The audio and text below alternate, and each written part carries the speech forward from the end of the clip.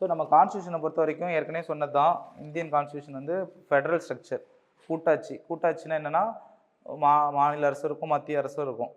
So எப்போ சண்டை இல்லாமல் இருக்கும்? 2 பேருக்கும் அவங்கவுங்களுக்கு வேலையை பிரித்து கொடுத்துட்டா அவங்கவுங்க பார்த்துப்பாங்க. கரெக்டு தானே?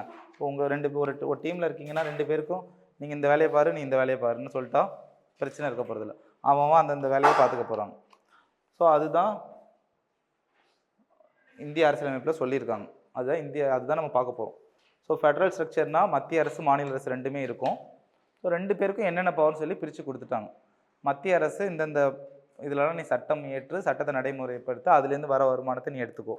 மாநில அரசுக்கும் சேம், நீ இதுலேருந்து வர வருமானம் இது தொடர்பாக சட்டங்களை ஏற்றுன்னு கொடுத்தாச்சு.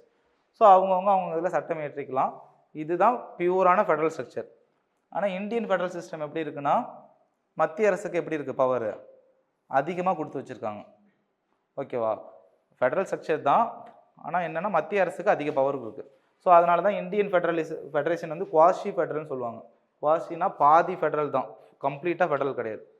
கம்ப்ளீட்டாக ஃபெடரல்னால் என்ன எடுத்தோன்னா 2 பேருக்கும் ஈக்குவலாக இருக்கணும். என் சப்ஜெக்டில் நீ தலையிடக்கூடாது, உன் வேலையை நீ பாரு, என் வேலையை நான் பார்க்குறேன். ஆனால் எமர்ஜென்சி டைமில் எப்படி இருக்குது? ஸோ எக்ஸாம்பிள் தான் எமர்ஜென்சி. ஸோ அது மாதிரி மற்ற டைம்லேயும் நிறைய டைமில் ஸ்டேட் சப்ஜெக்ட்டுக்குள்ளே அவங்க உள்ளே வர்றாங்க. ஸோ அதுவும் ஒரு இஷ்யூ. மத்திய மாநில அரசுகளுக்கிடையே பிரச்சனை வர்றதுக்கு அதுவும் ஒரு காரணம்.